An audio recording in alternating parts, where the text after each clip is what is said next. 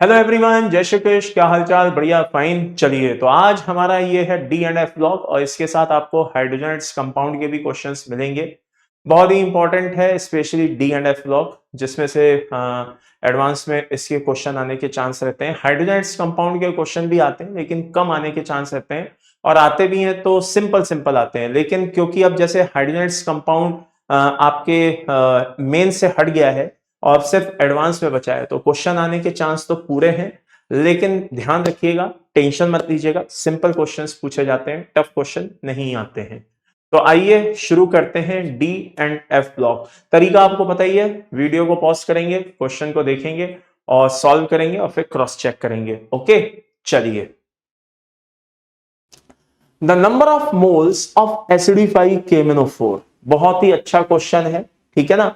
The number of moles of acidified KMnO4 required to convert 1 mole of sulfite ion into sulfate ion is। इस question को तो मैं दोबारा से पढ़ूंगा और बहुत अच्छे से सुनना। The number of moles of acidified KMnO4 required, यानी कि acidified KMnO4 के नंबर ऑफ मोल्स, कितने नंबर ऑफ मोल्स क्या है, रिक्वायर्ड है किसके लिए? 1 मोल सल्फाइड आयन को सल्फेट में कन्वर्ट करने के लिए।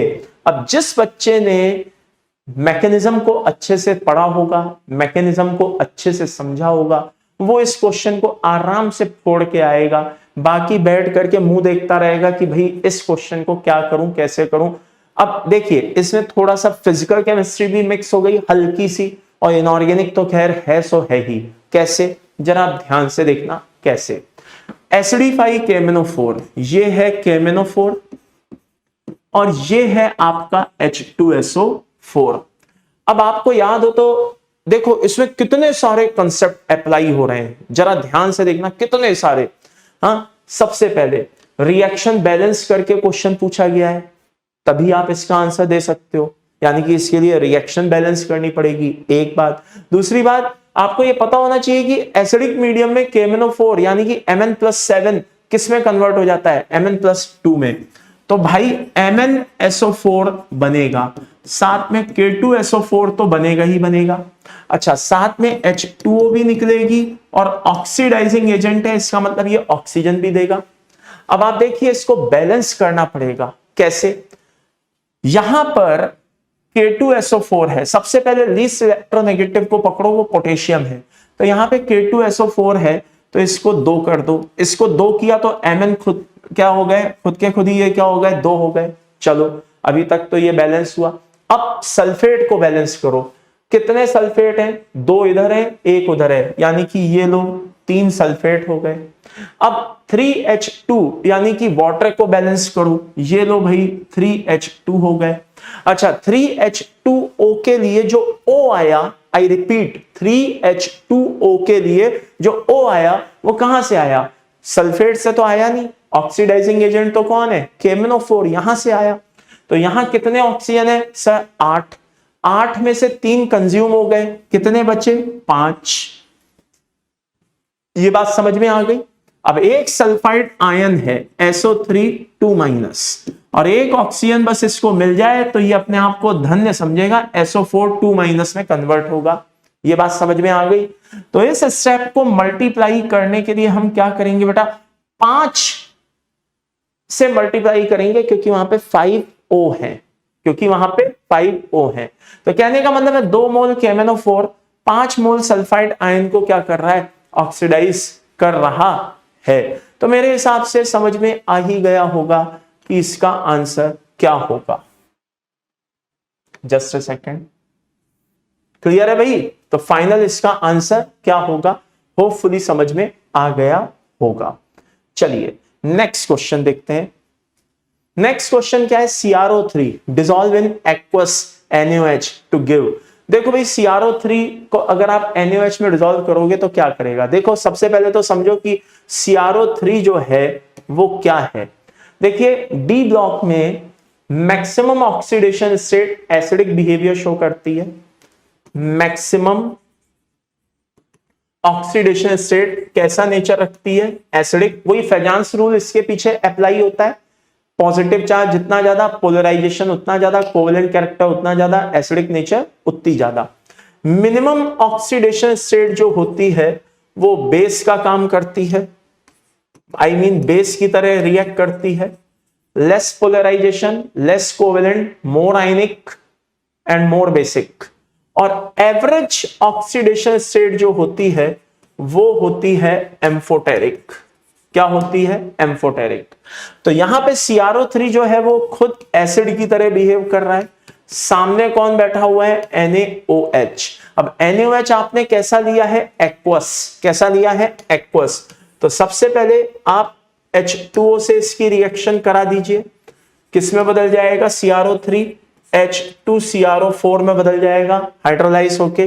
H2CrO4 में 2 H+ आयन है रिप्लेसेबल, तो ये H2CrO4 और ये 2 NaOH आपस में रिएक्ट करके बनाएंगे Na2CrO4। करेक्ट।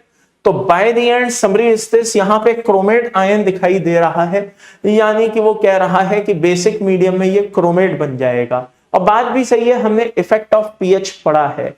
आई रिपीट, हमने इफेक्ट ऑफ पीएच को भी देखा है, सब देखा ही है। खैर, तो यहां तक कोई दिक्कत नहीं आनी चाहिए। चलिए next question. The ionization energy of transition elements are, भाई कैसी होती है? ये S ब्लॉक है, ये P ब्लॉक है और ये D ब्लॉक है। ठीक है, तो भाई S ब्लॉक की आयनाइजेशन एनर्जी सबको पता है कि सबसे कम होती है, P ब्लॉक की भी पता है कि अच्छी खासी होती है। मतलब कहने का है लेफ्ट टू राइट जाने पे आयनाइजेशन एनर्जी क्या होती है? इंक्रीज होती है। तो अब आप सोचिए कि इसका फाइनल आंसर क्या होगा? भाई क्या ये लेस देन P होगा? हाँ, बात तो सही है, एक तो A आंसर होगा। क्या ये मोर देन S होगा? हाँ। क्या ये लेस देन S होगा? ना।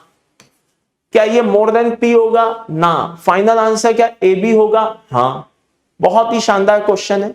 चलिए next question. Transition element having more tendency to form complex then representative elements S and P block due to। याद करिए, जब हम कोऑर्डिनेशन केमिस्ट्री पढ़ रहे थे तब मैंने एक ऐसा क्वेश्चन आपसे पूछा था, लिखवाया भी था, करवाया भी था। मैंने कहा था कि आखिरकार क्या रीजन है कि डी ब्लॉक के एलिमेंट्स सबसे ज्यादा कॉम्प्लेक्स बनाने की नेचर रखते हैं? तो जल्दी से बताइए, सबसे ज्यादा कॉम्प्लेक्स बनाने की नेचर किस लिए होती है? जल्दी बताइए, जो यहां पे ऑप्शन दिए गए हैं उनके बेसिस पे, क्योंकि डी ऑर्बिटल उनके पास क्या होता है बेटा? अवेलेबल होता है फॉर बॉन्डिंग। यहां पे जो ऑप्शन दिए गए हैं, अब आप बोलेंगे क्या इसके अलावा और भी कोई कंडीशन हो सकती है? हाँ, इसके अलावा और भी कंडीशन हो सकती है। साइज छोटा होता है, जेड इफेक्ट हाई होता है। बात समझ में आ रही है? अदर कंडीशंस क्या है? साइज छोटा है, जेड इफेक्ट बहुत हाई है। देखो, यहां जो ऑप्शन दिए गए उनके बेसिस पे तो हम कह ही सकते हैं कि हाँ, डी ऑर्बिटल अवेलेबल है। जो एस और पी ब्लॉक में बॉन्डिंग के लिए प्रॉपर अवेलेबल नहीं होता है, इसलिए हम उसको यूज नहीं करते। ठीक है ना? लेकिन वहीं पे अगर हम डी ब्लॉक की बात करें तो वहां पे इजीली अवेलेबल होता है, जिसके लिए हम इसको यूज करते हैं। लेकिन इनके अलावा और कौन सी कंडीशन है? तो ये दोनों कंडीशन भी है रिस्पॉन्सिबल, जिसकी वजह से डी ब्लॉक के मेटल बहुत ज्यादा कॉम्प्लेक्स बनाने की कैपेबिलिटी रखते हैं। Next question. The highest oxidation state among transition element is. याद करिए, मैंने कई बार आपको लिखवाया था जब डी ब्लॉक पढ़ा रहा था, है ना? मैंने ब्लॉक केमिस्ट्री पढ़ाते हुए कई बार आपको बोला था कि भाई सबकी ऑक्सीडेशन स्टेट आपको पता होनी चाहिए कि कौन कितनी ऑक्सीडेशन स्टेट शो करता है। तो ऑस्मियम और रुथेनियम है जो मैक्सिमम +8 ऑक्सीडेशन स्टेट शो करता है। तो ये फिर रूठा ओसामा, ठीक है, और इसमें क्या होगा बेटा? ये +6 होगा और ये क्या होंगे बेटा? +8 होंगे। ये बात समझ में आ गई? या ऐसे भी याद रख सकते हैं, फेरस, आयरन को अपन फेरस बोलते हैं ना, तो सारी आवाज इसी में आ रही है, फेरस। ऑस्मियम रुथेनियम, अस ऑस्मियम, ओके, फेरस, ठीक है। तो ये है एक ही ग्रुप के, लेकिन आयरन की नेचर है +6 बनाना है मैक्सिमम, इससे ज्यादा नहीं, और ये +8 तक पहुंच जाते हैं। कहां तक पहुंच जाते हैं? +8 तक पहुंच जाते हैं। चलिए next question, compound of mercury use in cosmetic, Ayurvedic and यूनानी मेडिसिन नोन एज वर्मिलॉन, कौन होता है? बहुत ही अच्छा क्वेश्चन है, मेमोरी बेस है मैं मानता हूं, लेकिन बायोलॉजिकल इंपॉर्टेंस बहुत जो, मतलब बायोलॉजिकल जो इंपॉर्टेंस है मेटल्स की, आप उनको इग्नोर नहीं कर सकते, वो बहुत इंपॉर्टेंट है, उनको भी पढ़ के जाना जरूरी है। तो फाइनल आंसर इज HGS, ठीक है ना, जिसको हम यूजली यूज लेते हैं। बाकी आपको पता ही होगा Hg2Cl2 को हम कैलोमल, HgCl2 को कोरोसिव सब्लिमेट, ये सब कहते हैं, ये हम सॉल्ट एनालिसिस में देख चुके हैं। नेक्स्ट क्वेश्चन, हाँ भाई, कॉइन्स मेटल या कॉइनेज मेटल्स क्या होते हैं, है ना, और कैसी प्रॉपर्टी शो करते हैं? तो पहले तो हमें यह पता होना चाहिए कि वो होते कौन है। तो भाई कॉपर, सिल्वर और गोल्ड को, कॉपर, सिल्वर और गोल्ड को कॉइन मेटल्स के नाम से जाना जाता है, जो कॉइन बनाने में यूज होते थे। पहले जमाने में सोने चांदी के भी सिक्के चलते थे, अब तो बंद हो गए। तो अगर किसी के पास फालतू पड़े हो तो मेरे को दे देना, मुझे कलेक्शन का शौक है, ठीक है ना। सिल्वर और गोल्ड के ही देना, कॉपर के तुम रख लेना, क्योंकि कुछ कलेक्शन तुम्हें भी करना चाहिए, है ना। तो सिल्वर और गोल्ड के मुझे दे देना, बेकार पड़े होंगे फालतू में, है ना, मैं उनको ऐसे ही कलेक्ट कर लूंगा, ठीक है ना। तो by the end summary is this, copper, silver, gold जो भी है व्हाटएवर, ये कॉइन मेटल्स कहलाते हैं। और ये इन सब में कौन है? ट्रांजिशन एलिमेंट्स हैं। कौन है बेटा? ट्रांजिशन एलिमेंट्स हैं। तो फाइनल आंसर इज क्या हो गया बेटा इसका? डी। ओके, नेक्स्ट क्वेश्चन देखते हैं, आइए। आयरन बिकम्स पैसिव बाय फलाना ढिमाका ड्यू टू फॉर्मेशन ऑफ फलाना ढिमाका। तो ये लाइन कुछ पहचानने में आ रही होगी, स्पेशली ऑप्शन देखकर। तो ऑप्शन कहता है कि 80% HNO3 के लिए ये पैसिव होते हैं। क्यों होते हैं? क्योंकि ये अपने चारों ओर ऑक्साइड की लेयर बना लेते हैं, मेटल ऑक्साइड की लेयर बना लेते हैं। तो अगर आपको याद हो तो मैंने बताया भी था, रेन कौन हो गया? 80% HNO3। आप क्या हो गए? मेटल। और उसमें क्या कहते हैं, जो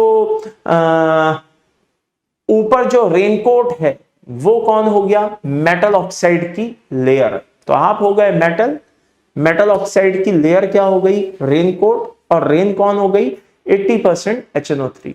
तो जैसे ही मान लो रेन आई, थोड़ा सा पानी के कांटेक्ट में आप आए, लेकिन आपने तुरंत अपने चारों ओर रेनकोट इस तरह से पहन लिया।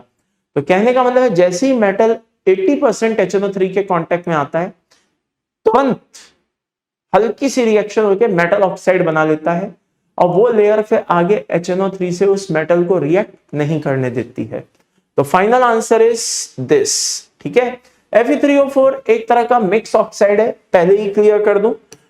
कहा जाता है कि Fe3O4 क्या है बेटा? मिक्स ऑक्साइड है। किसका कॉम्बिनेशन है?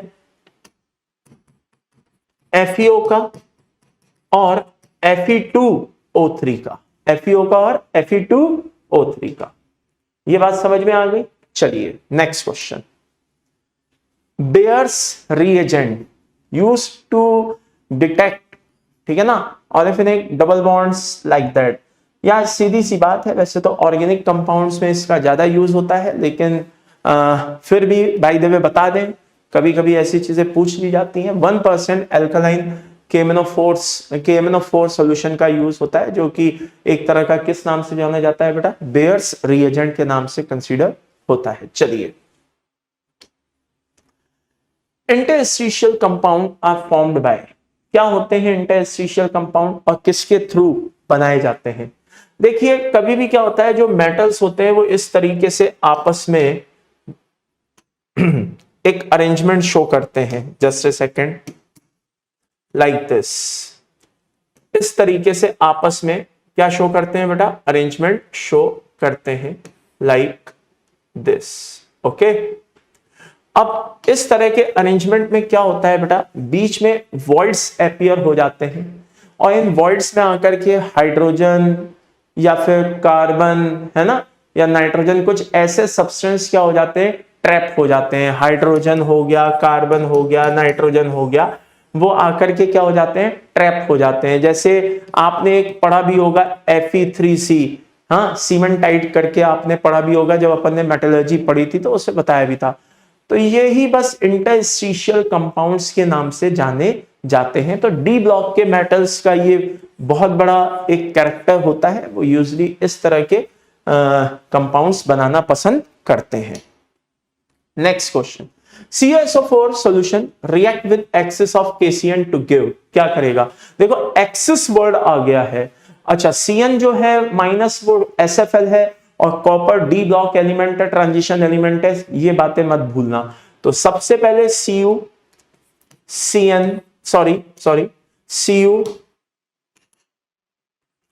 CuSO4 क्या करेगा बेटा? KCN से रिएक्ट करेगा, चुपचाप CuCN होल ट्वाइस बनाएगा। लेकिन ये थोड़ा सा क्या होगा, अनस्टेबल टाइप का होगा, यूं कहिए ब्रेक हो जाएगा। ब्रेक हो जाएगा किसमें? Cu2CN होल ट्वाइस में, यानी कि +2 से किस में कन्वर्ट हो जाएगा? +1 में, और साथ में देगा CN का होल ट्वाइस, यानी कि साइनोजन। क्या देगा? साइनोजन। ये बात समझ में आ गई? क्लियर है भाई सभी को? क्या देगा? साइनोजन। अब जब मैं एक्सेस ऑफ KCN लाऊंगा तो मैं यहां पे K3CuCN होल 4 बनाऊंगा। ठीक है, तो फाइनल आंसर हो गया ये। अब कुछ बच्चों को एक प्रॉब्लम होगी, वो बोलेंगे सर ये तो +2 था, हाँ या ना, और यहां पे तो ऑक्सीडेशन +1 आ रही है, यस और नो? तो देखो मैंने कहा ना, रिएक्शन के दौरान कभी कभी कॉम्प्लेक्स बनाते बनाते ऑक्सीडेशन स्टेट में चेंज आ सकता है, लेकिन यहां पे देखा जाए तो कायदे से वो नहीं हुआ है। आप जो सोच रहे हो वैसा नहीं हुआ है कि कॉम्प्लेक्स बनाते बनाते ऑक्सीडेशन में चेंज आया हो। कैसे? जरा ध्यान से देखना यार, यहां पे +1 है, आई रिपीट, ऑक्सीडेशन का चेंज तो यहां से यहां आया है। ठीक है, Cu+2 Cu+1 में बदल गया, लेकिन जब कॉम्प्लेक्स बनने की बात आई तो एक्सेस ऑफ KCN जो है उसने रिएक्शन इससे नहीं की, उसने रिएक्शन +1 वाले से की है, +2 वाले से नहीं की। रिएक्शन उसने किससे की है? +1 वाले से की है। तो +1 वाले से की है तो +1 वाला ही तो कंपाउंड बनाएगा। ये बात समझ में आई? क्लियर है? तो फिर आप बोलोगे सर आप हमेशा कहते हो यूजुअली ऑक्सीडेशन स्टेट चेंज हो जाती है। अरे भाई कहां होती है? तो याद करो, जो अपन ब्राउन रिंग कॉम्प्लेक्स पढ़ते हैं, सोडियम नाइट्रोक्साइड पढ़ते हैं, वहां पर ऑक्सीडेशन स्टेट में चेंज आता है। वहां पर क्या होता है, जो ऑक्सीडेशन स्टेट होनी चाहिए, आने वाली ऑक्सीडेशन स्टेट उससे डिफरेंट होती है, क्योंकि वहां पे ऑड इलेक्ट्रॉन मॉलिक्यूल पार्टिसिपेट करता है, और वो 2 के बजाय 3 इलेक्ट्रॉन देने वाला होता है, 2 के बजाय 3 इलेक्ट्रॉन की शेयरिंग करने वाला होता है, जिसकी वजह से वहां पे ऑक्सीडेशन स्टेट में चेंज आता है। ओके, चलिए नेक्स्ट क्वेश्चन, ये भी बहुत अच्छा है, बहुत ध्यान से देखिए भाई। हाँ, higher oxidation state of transition elements are found to be in the combination with A and B which are, जरा ध्यान से सुनना। होता क्या है कि जो ये क्वेश्चन को पहले समझो कि क्वेश्चन क्या कह रहा है। मैं सामने से हटे जाता हूं, जरा क्वेश्चन को ध्यान से देखना। The higher oxidation state of transition element are found to be in the combination of A and B. Try to understand, वो कहना क्या चाह रहा है, बात को समझने की कोशिश करो।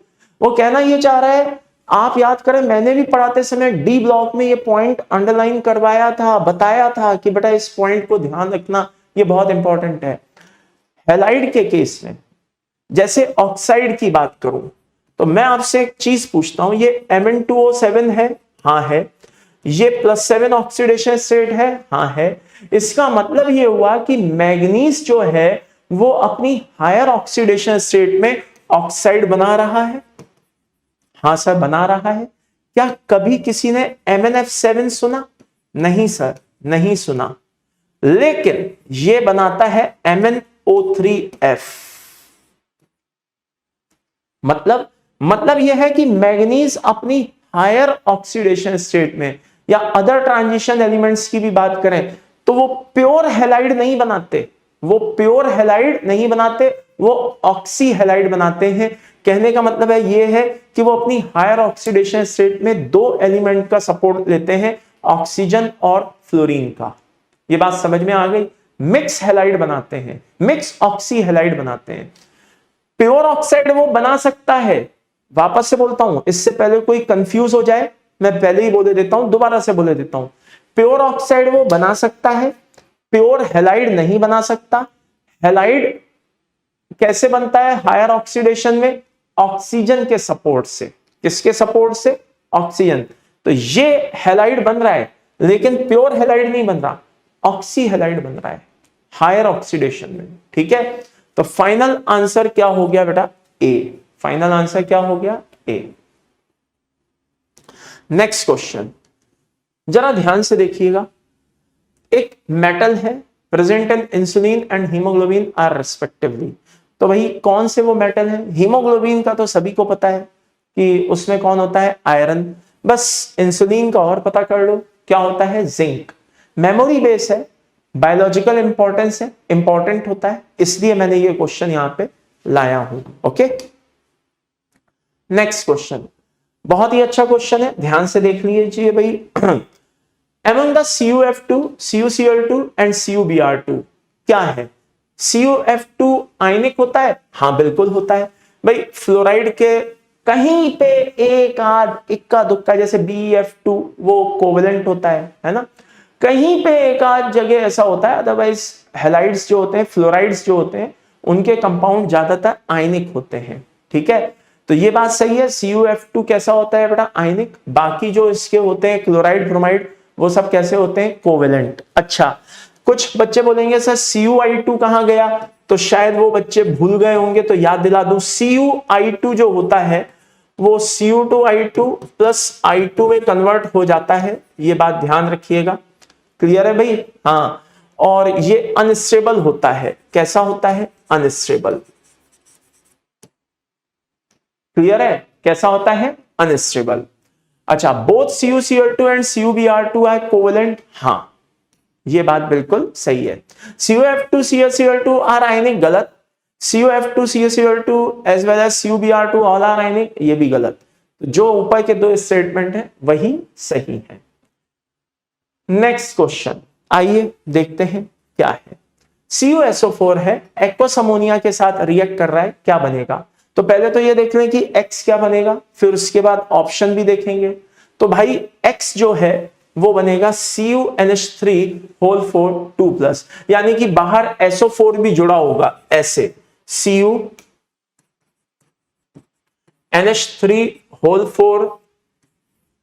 SO4, और इसको बोलते हैं सिडजर कॉम्प्लेक्स। ओके, अच्छा, पैरामैग्नेटिक होता है, D9 सिस्टम है, +2 ऑक्सीडेशन है, D9 सिस्टम है तो पैरामैग्नेटिक होता है, ये बात क्लियर है सभी को। कलर्ड होता है, ब्लू कलर होता है, कैसा होता है? Deep blue. और एक अनपेयर्ड इलेक्ट्रॉन होने की वजह से, आई रिपीट, एक अनपेयर्ड इलेक्ट्रॉन होने की वजह से इसका बोर मैग्नेट्रॉन 1.73 होता है, ये बात भी बिल्कुल सही है। तो फाइनल आंसर समझ में आ गया होगा, ऑल। ठीक है, चलिए नेक्स्ट क्वेश्चन देखते हैं क्या है। पर्पल ऑफ कसीस, कसीस बोलते हैं हिंदी में, बोले ना, वैसे तो कैसियस हो गया लेकिन कसीस, ठीक है ना, हिंदी में अगर बोले तो। क्या है? मेमोरी बेस है, और क्या है? कोलाइडल सॉल्यूशन है, किसका? गोल्ड का, याद रखना है। आगे बढ़े। Manganese steel is use for making railway track, ठीक है ना, बिकॉज, किस लिए? देखिए, मैग्नीज की परसेंटेज आप जितनी बढ़ाएंगे, मेटलर्जी में भी हमने ये क्वेश्चन पढ़ा था, और डी ब्लॉक में भी मैंने ये क्वेश्चन बताया था, और यहां पे भी बता रहा हूं, जरा ध्यान से देख लीजिएगा। जितनी ज्यादा आप मैग्नीज का यूज बढ़ाएंगे, स्टील का वो स्टील में या जो भी आयरन है, आयरन में हार्डनेस क्या होगी? बढ़ेगी। तो रेलवे ट्रैक हमें कैसे चाहिए होते हैं?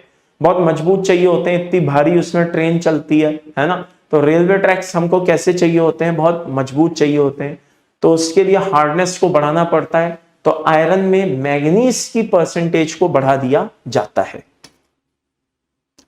Transition element in lower oxidation state act as Lewis acid because, ठीक है ना, जो ट्रांजिशन एलिमेंट है वो लोअर ऑक्सीडेशन स्टेट जैसे है ना, act as Lewis acid because, तो भाई इसके पीछे क्या रीजन हो सकता है?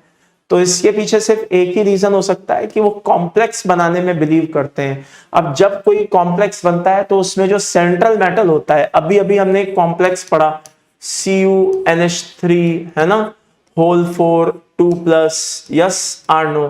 तो ये जो हमने कॉम्प्लेक्स पढ़ा, तो इसमें कॉपर क्या कर रहा है? कॉपर इलेक्ट्रॉन लेने का काम कर रहा है। इलेक्ट्रॉन लेने वाला कौन होता है? लुईस बेस होता है। ये बात समझ में आ गई?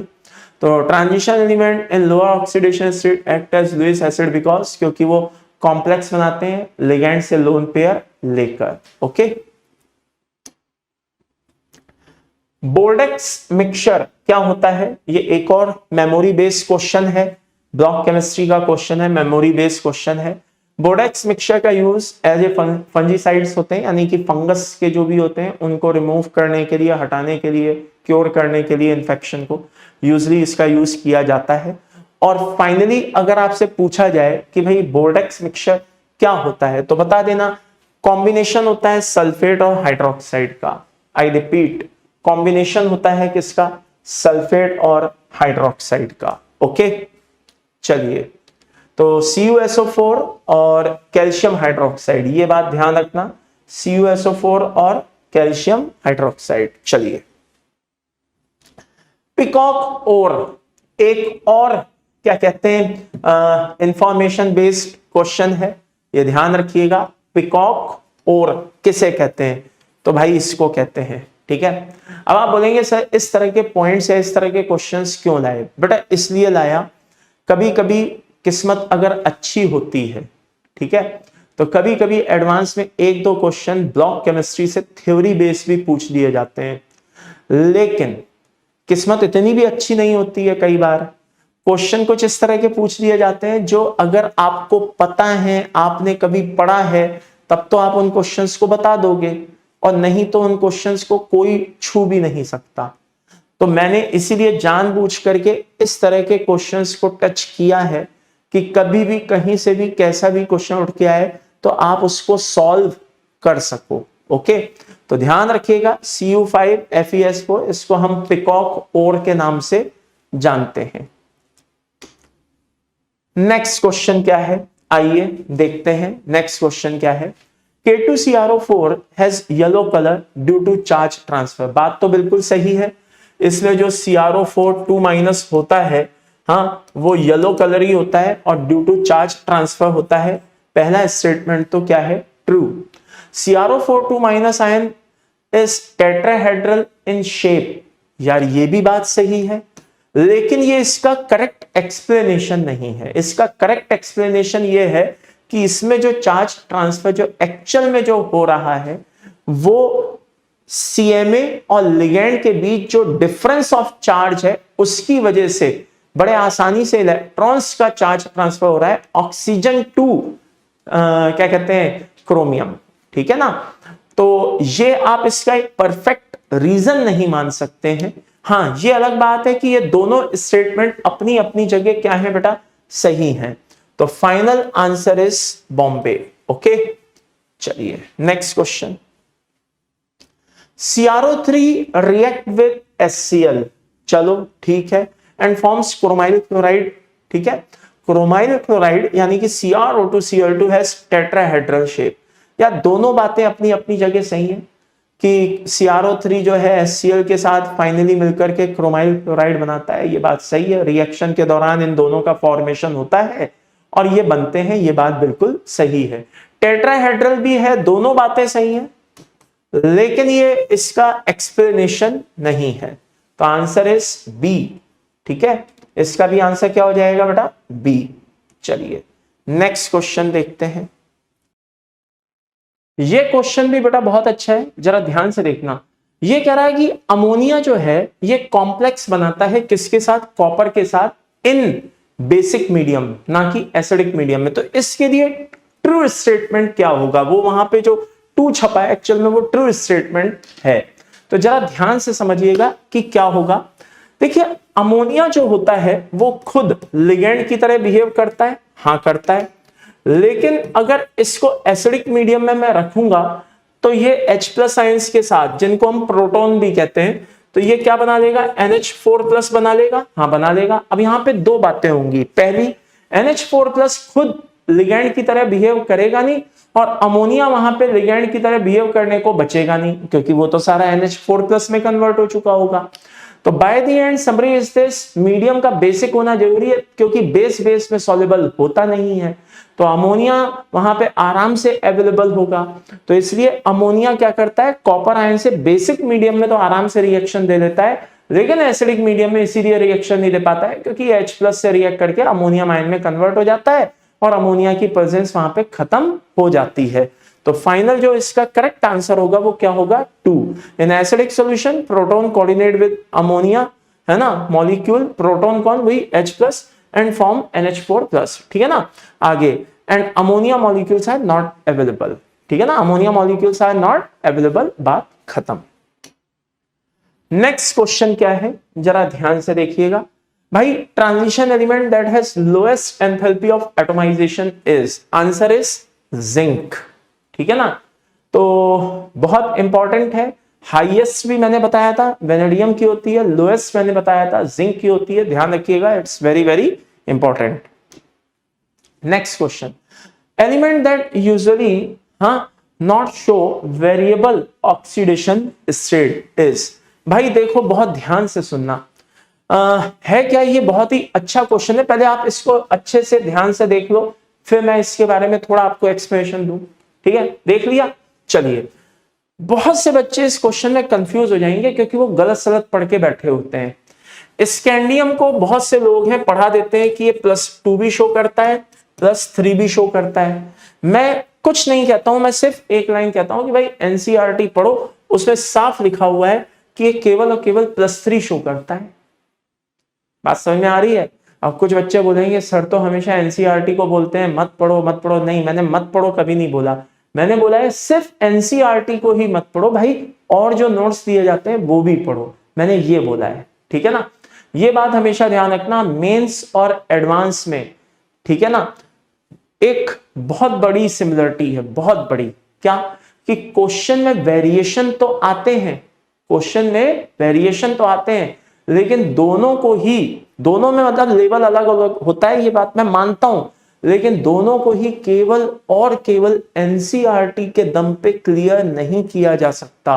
और ये मैं सिर्फ इनऑर्गेनिक के रिस्पेक्ट में नहीं कह रहा, मैं सबके रिस्पेक्ट में कह रहा हूं, पूरी की पूरी, चाहे वो मेंस हो चाहे वो एडवांस हो, कुछ भी हो। मैं कितने ही क्वेश्चन आपको बता दूं हाँ, जिनका NCERT में कहीं से कहीं तक कोई डिस्कशन प्रॉपर नहीं है, लेकिन वो एडवांस में और मेंस में पूछे गए हैं, ठीक है ना। तो मैं कितने ही कितने ही छोड़ो, मैं तो 2 क्वेश्चन भी अगर आपको उस तरह के दे दूं तो आप मुझे वो NCERT में ढूंढ के बता दो कि NCERT में देखो सर यहाँ पे ये दिया हुआ है जिसके बेसिस पे ये सॉल्यूशन आएगा और ये आंसर हो जाएगा। ऐसे बहुत से, ऐसी बात नहीं है कि बच्चे आप लोग देखते नहीं हो, आप लोग देखते भी हो, लेकिन होता क्या है ना, लोग इतना पंप कर देते हैं NCERT, आपके दिमाग में भी वही फीड हो जाता है। बात समझ में आ रही ना, किसी, वो कहते हैं ना झूठ को 100 बार कहो तो वो भी सच दिखाई देने लगता है। तो इसीलिए मैं कहता हूं कि NCERT पढ़ना चाहिए, मैं भी कह रहा हूं भाई पढ़ना चाहिए, बिल्कुल गलत नहीं है इसमें, कुछ भी पढ़ना चाहिए, लेकिन अगर आपको लगता है सिर्फ NCERT पढ़ के आप क्या कहते हैं मेंस एडवांस निकाल दोगे तो बहुत गलत फहमी में जी रहे हो, ऐसा कतई नहीं है। मेंस में सिर्फ सिलेक्शन पालोगे, लेकिन एडवांस में तो वो भी नहीं नसीब होगा। तो भाई कुछ एडवांस स्टडी करनी पड़ती है क्योंकि पेपर का लेवल ही बहुत तगड़ा होता है, और वो आपको खुद देखने को मिल जाएगा। कट ऑफ कितनी आती है मैं नहीं बोलूंगा, एक बार किसी से पता करना तो समझ में आ जाएगा कट ऑफ कितनी आती है, आप देख लेना, ठीक है। तो अगर इतना ही आसान होता ना सब कुछ, तो कट ऑफ जो जाती है, जिस तरह की आती है कट ऑफ, वो मतलब क्या ही बोलूं, मेरे पास वर्ड्स ही नहीं है। तो एक बार खुद पता करना, आपको मेरी बात समझ में आ जाएगी कि कितनी कट ऑफ आती है। ओके, चलिए, तो ये बात चल रही थी कि भाई स्कैंडियम का, तो स्कैंडियम +3 होता है। कई बच्चों ने मुझसे भी पूछा, पता नहीं वो कहां से पढ़ के आ गए +2 नहीं होता, पहले ही क्लियर कर रहा हूं, केवल और केवल ओनली +3 शो करता है, ओनली +3, ठीक है।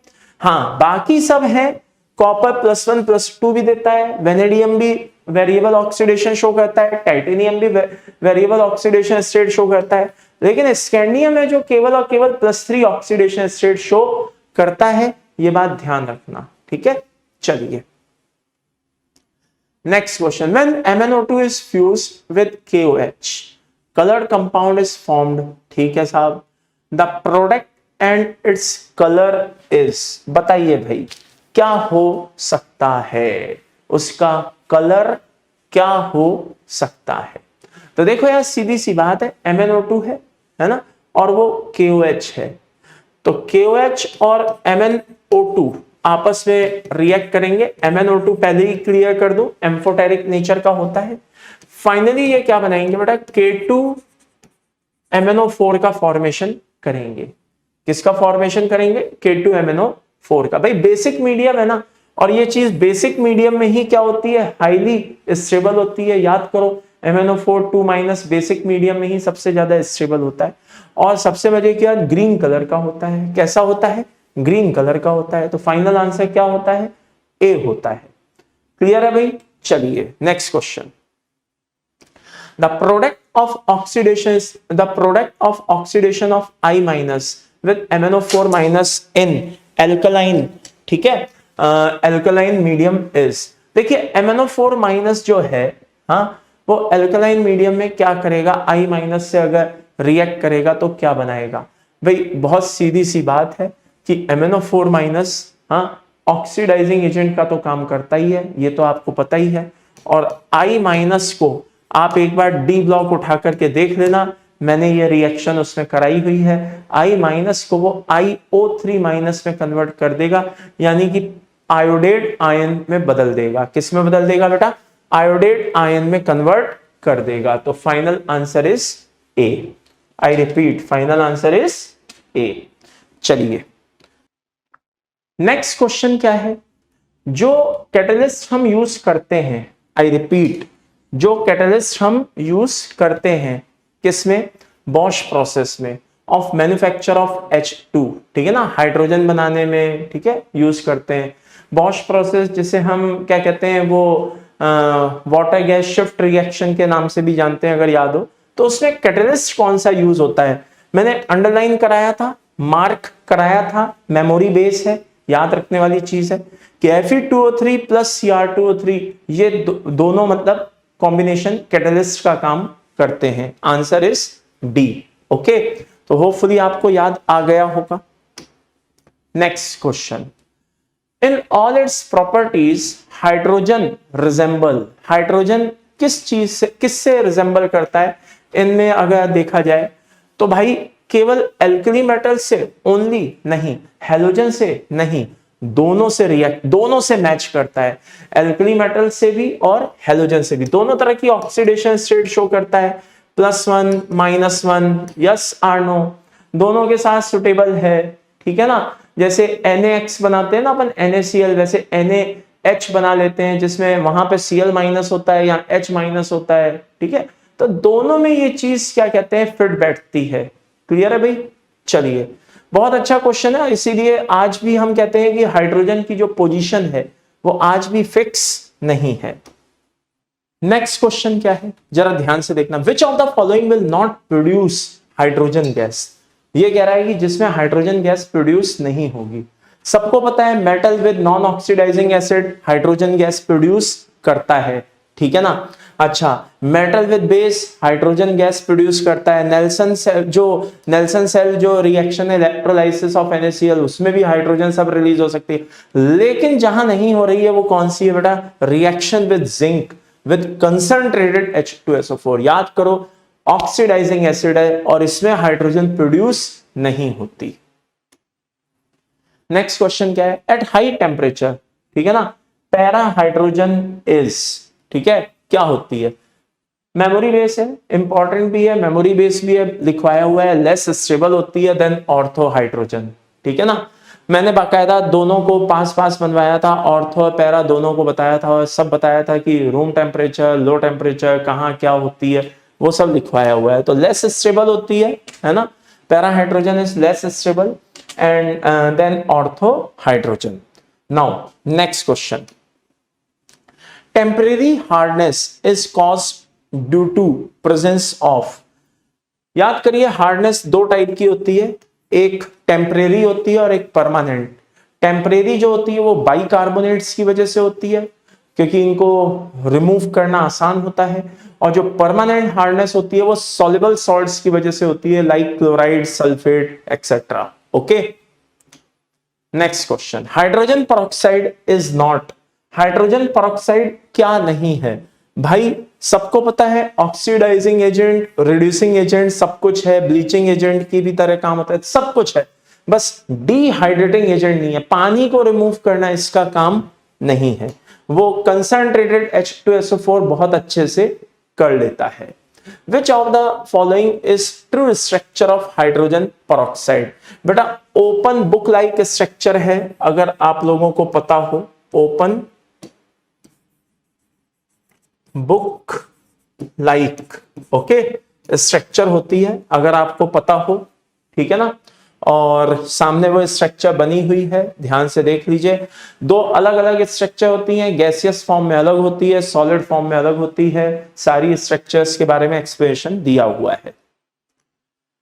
Next question, the hybridisation of the orbitals of oxygen and H2O2 इज, देखो यार ये हाइड्रोजन पेरोक्साइड है, जैसा कि मैंने बोला कि ओपन बुक लाइक स्ट्रक्चर होती है, ठीक है ना, और ये यहां पे लोन पेयर होते हैं, क्या होते हैं बेटा? Lone pair, like this. तब आप थोड़ी देर के लिए सोचिए, एक ऑक्सीजन पे फोकस करिए, दो बॉन्ड हैं, दो लोन पेयर हैं, यानी कि sp3 वाला केस है, आंसर क्या होगा? D. Okay, next case, Calgon क्या है? Calgon is an industrial name given to, किसका? देखिए सोडियम मेटाफॉस्फेट इसको बोलते हैं, लेकिन ये मेटा फॉर्म होती है जो पॉलीमर में मिलती है। क्या होता है बेटा? मेटा फॉर्म होती है जो किस में मिलती है? पॉलीमर में मिलती है, यानी कि होल एन। अब एन की वैल्यू अगर मैं कितनी ले लूं? 6 ले लूं, यानी कि ये क्या हो जाएगा? Na6P6O18, तो ये कैलगॉन कहलाएगा। तो सोडियम हेक्सा मेटाफॉस्फेट कैलगॉन कहलाता है, जो वाटर प्यूरिफिकेशन में यूज होता है, जो वाटर प्यूरिफिकेशन में बेटा यूज होता है। तो होपफुली ये अच्छे से आपको समझ में आ गया होगा। चलिए नेक्स्ट क्वेश्चन पे चलते हैं। ऑर्थो और पैरा हाइड्रोजन अगर डिफरेंट है तो किस में है? बेटा दोनों के स्पिन अलग अलग होते हैं, ठीक है ना, क्लॉकवाइज एंटी क्लॉकवाइज, वो भी किसके? न्यूक्लियस के, इलेक्ट्रॉन की बात नहीं कर रहा, ठीक है ना। दोनों के स्पिन अलग अलग होते हैं, तो स्पिन में ये अलग होते हैं, न्यूक्लियस स्पिन में। नेक्स्ट क्वेश्चन है बेटा, water softening by Clark process uses, water softening के लिए क्लार्क प्रोसेस में क्या यूज किया जाता है? सबको पता है बेटा, कैल्शियम हाइड्रोक्साइड का यूज किया जाता है। किसका यूज किया जाता है? कैल्शियम हाइड्रोक्साइड का यूज किया जाता है, होपफुली सबको पता होगा। चलिए नेक्स्ट क्वेश्चन देख लेते हैं, क्या है, बहुत ही इंपॉर्टेंट है। Which of the following produce hydrolith with di hydrogen, इनमें से वो कौन सा मेटल है जिसको हम हाइड्रोजन के साथ अगर रिएक्ट करा दें तो फाइनली वो क्या बनाएगा? हाइड्रोलिथ बनाएगा।